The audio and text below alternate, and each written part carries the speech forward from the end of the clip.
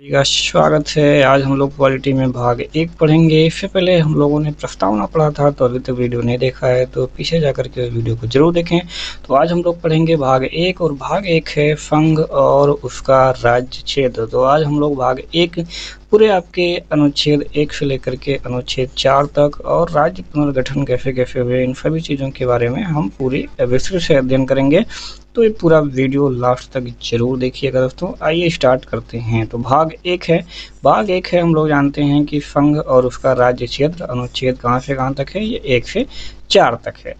अब हम लोग स्टार्ट करते हैं अनुच्छेद 1। तो अनुच्छेद 1 में यह निर्धारित किया गया है, यह कहा गया है कि भारत अर्थात इंडिया क्या होगा भाई? राज्यों का संघ होगा। ठीक है, India that is Bharat shall be union of states. ठीक है, तो यहाँ पे यूनियन शब्द का प्रयोग किया गया है। ठीक है, यूनियन ऑफ स्टेट, ये आपको ध्यान में रखना है क्योंकि ये जो है आपके एग्जाम में कई बार पूछा गया है कि अनुच्छेद 1 में भारत को क्या कहा गया है? संघ कहा गया है, राज्यों का संघ कहा गया है, यूनियन कहा गया है, यूनियन ऑफ स्टेट कहा गया है। तो ये क्वेश्चन आपके एग्जाम में पूछा जाता है।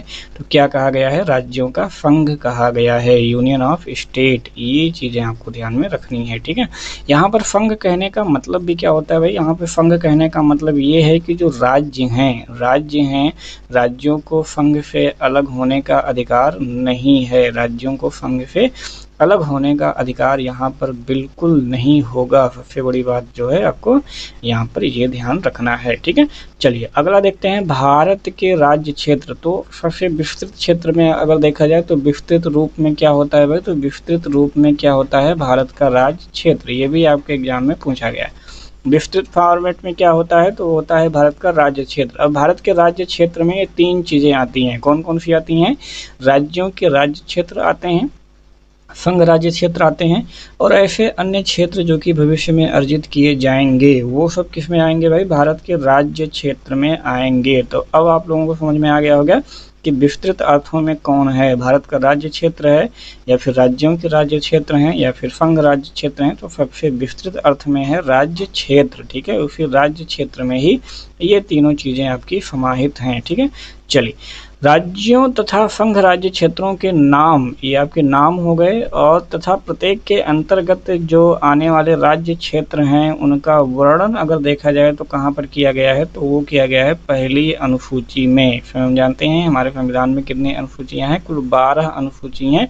तो पहली जो अनुसूची है, पहली अनुसूची में कुल कितने राज्य हैं? जैसे कि इस समय 28 राज्य हैं और 8 संघ शासित राज्य हैं। तो इन सब का वर्णन कहाँ पर आपको मिलेगा? तो ये पहली अनुसूची में मिलेगा। ठीक है, 28 हैं और 8 हैं। तो इसका वर्णन कहाँ पर किया गया है? तो ये पहली अनुसूची में किया गया है। कितने राज्य हैं, कितने संघ शासित क्षेत्र हैं, उनका क्षेत्र क्या है, कहाँ तक है, तो ये सारा वर्णन आपको पहली अनुसूची में देखने को मिलता है।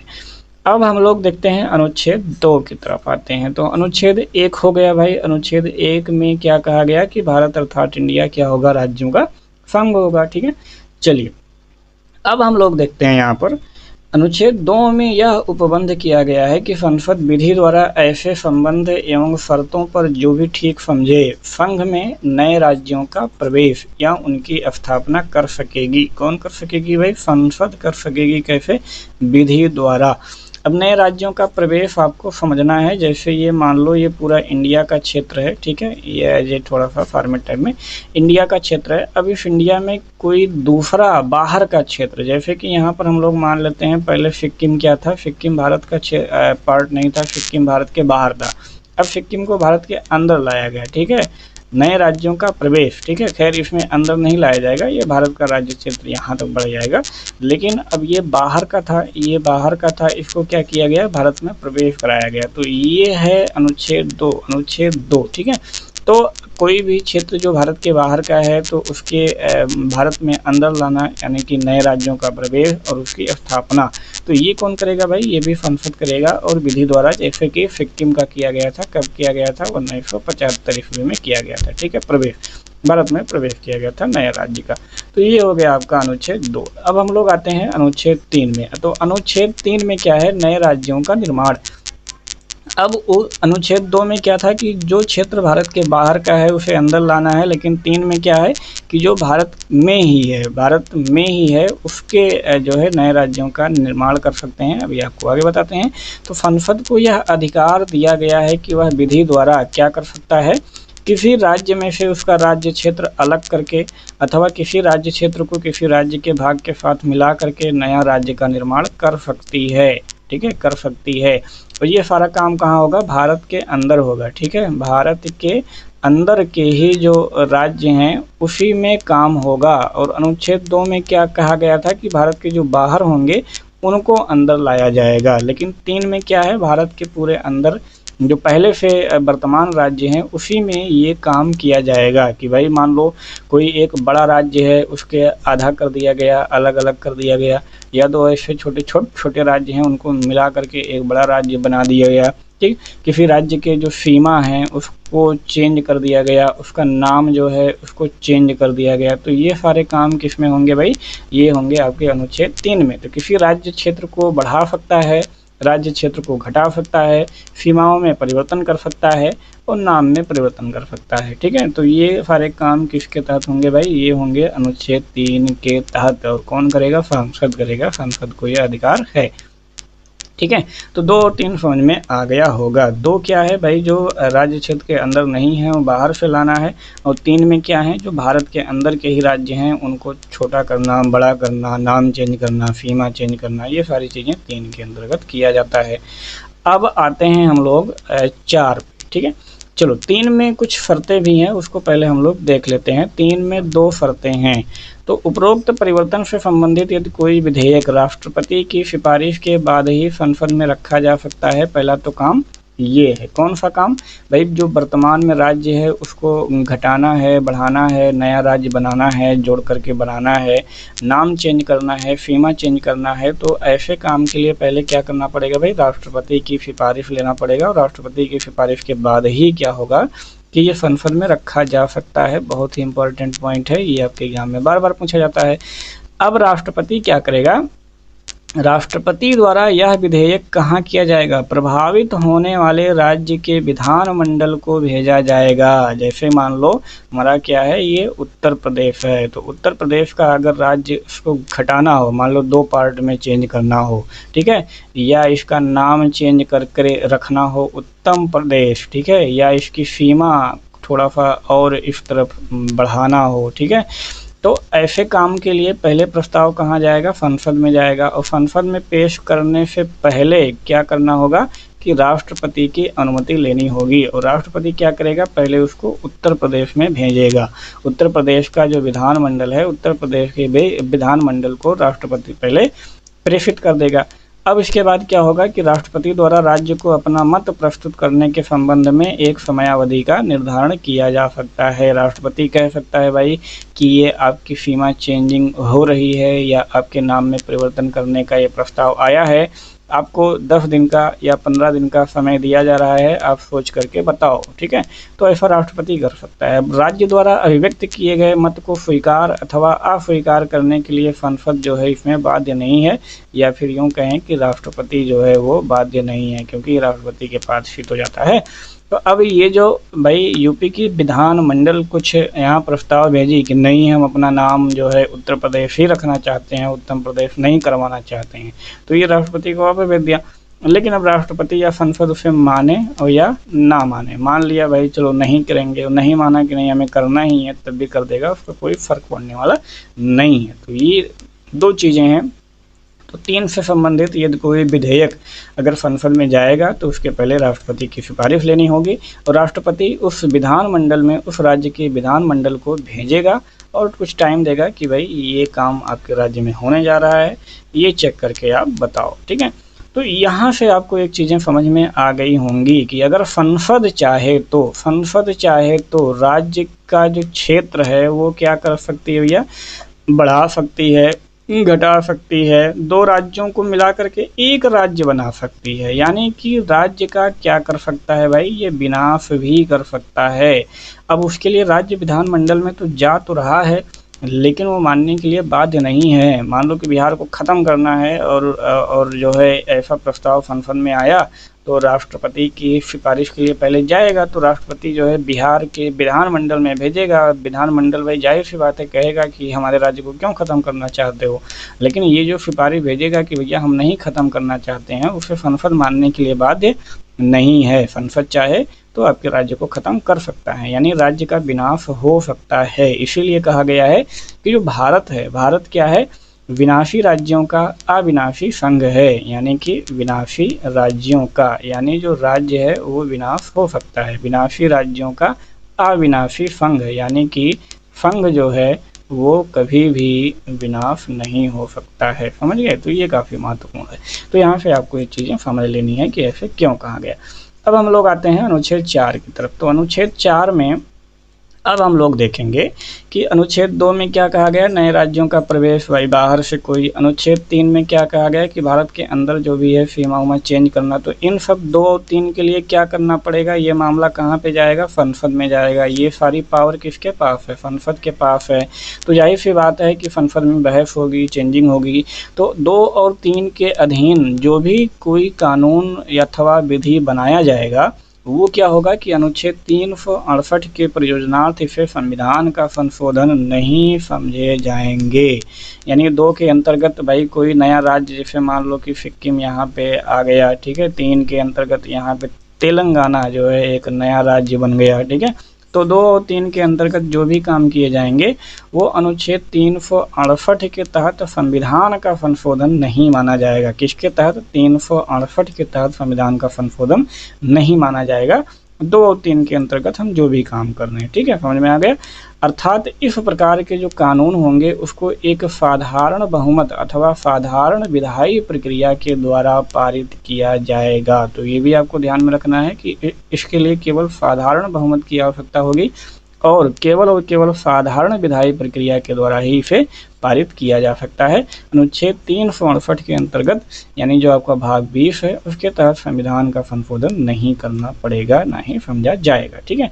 तो ये हो गए आपके भाग 1, 2, 3, 4। अब हम लोग देखते हैं कि राज्यों का गठन। तो स्वतंत्रता के समय हम लोग देखेंगे कि भारत में 2 प्रकार की राजनीतिक इकाइयां थीं जब हमारा भारत आज़ाद हुआ था। तो एक था ब्रिटिश सरकार के अधीन प्रांत। उस समय जैसे कि हम लोग देखते हैं कुल 11 प्रांत थे, ठीक है। ब्रिटिश सरकार के अधीन कुल कितने प्रांत थे भाई, 11 प्रांत थे। तो ये हो गई। प्लस देशी रियासतें थीं, ठीक है, देशी रियासतें थीं। तो भाई ब्रिटिश प्रांत तो भारत में मिल गए, जितने भी ब्रिटिश प्रांत थे वो तो भारत में शामिल हो गए डायरेक्ट, ठीक है। अब देशी रियासतों को 3 ऑप्शन दिए गए, या तो भारत में शामिल हो जाओ, या तो पाकिस्तान में शामिल हो जाओ, या तो स्वतंत्र रहो। यही सबसे बड़ी चुनौती हो गई। कुछ लोग तो भारत में शामिल हुए, कुछ लोग कहे हम पाकिस्तान में जाएंगे, कुछ लोग कहे कि हम स्वतंत्र रहेंगे। अब ये सबसे बड़ी दिक्कत आ गई कि भारत के अंदर ही ये सारी चीज़ें कैसे हो सकती हैं।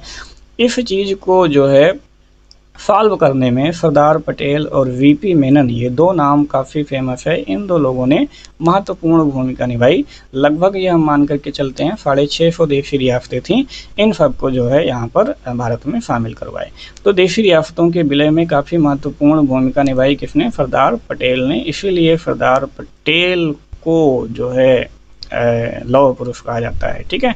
चलो अगला देखेंगे कि भाषाई आधार पर राज्यों के पुनर्गठन को 1948 में गठित दर आयोग ने अस्वीकार कर दिया। अब जब देशी रियासतें वगैरह ये सब मिल गईं तो पहला काम था भाई आज़ादी के बाद देशी रियासतों को भारत में मिलाना, ठीक है, कि कम से कम भारत में आ जाएं। उसके बाद जब देशी रियासतें मिल गईं तो भाई जाहिर सी बात है कोई पार्ट इतना बड़ा, कोई राज्य इतना बड़ा, कोई राज्य इतना बड़ा, बहुत बड़े बड़े राज्य थे और एक ही राज्य में कई भाषा बोलने वाले लोग थे, कई भाषा बोलने वाले लोग थे, तो इससे प्रॉब्लम होती थी, ठीक है। अब जो है जब ये देशी रियासतें वगैरह मिल गईं तो उसके बाद अब जो दूसरी चुनौती आई वो हुआ कि राज्यों का कैसे बंटवारा किया जाए, यानी पुनर्गठन कैसे किया जाए, किस आधार पर किया जाए। तो उसके लिए क्या हुआ कि भाषाई आधार पर तो प्लान बना कि भाई भाषा के आधार पर क्या किया जाए कि राज्यों का पुनर्गठन कर दिया जाए। लेकिन ये भी उसमें प्रॉब्लम थी कि भाई हज़ारों भाषाएं हैं, ठीक है, हज़ारों भाषाएं हैं, तो ऐसे कैसे काम चलेगा। पता चलेगा भाषा के आधार पर हम करें तो 1000 राज्य बन जाएंगे, तो भी दिक्कत है, ठीक। तो उसके लिए पहली बार क्या किया गया कि भाषाई आधार पर जब मांग उठी, तो भाषाई आधार पर राज्यों के पुनर्गठन के लिए 1948 में क्या बना, दर आयोग बना। तो बना था 1947 में ही, रिपोर्ट अपनी दी थी इन्होंने 48 में। तो जब दर आयोग बना तो दर आयोग ने इसे अस्वीकार कर दिया कि नहीं, भाषाई आधार पर जो है हम राज्यों का पुनर्गठन नहीं कर सकते। अगर ऐसा करेंगे तो हमारे देश में बहुत सारी भाषाएं हैं और हर भाषा के लोग ये मांग करेंगे कि हमें भाई एक नया राज्य चाहिए, तो हम कितने राज्य बनाते फिरेंगे, ऐसे तो बहुत सारे राज्य बन जाएंगे। इसलिए दर आयोग ने जो है 1948 में इसको अस्वीकार कर दिया। फिर जो है 1 अप्रैल 1949 को जेबीपी समिति में 3 लोग थे, जे फॉर जवाहरलाल और वी फॉर वल्लभ भाई और पी फॉर पट्टाभी सीतारमैया। तो ये 3 लोग थे, ठीक है, जवाहरलाल, वल्लभ भाई पटेल और पट्टाभी सीतारमैया। तो 3 लोगों की ये समिति बनी और इन्होंने भी भाषा के आधार को क्या कर दिया, अस्वीकार कर दिया कि नहीं भाई, भाषा के आधार पर हम राज्यों का पुनर्गठन नहीं कर सकते। इन्होंने भी अस्वीकार कर दिया।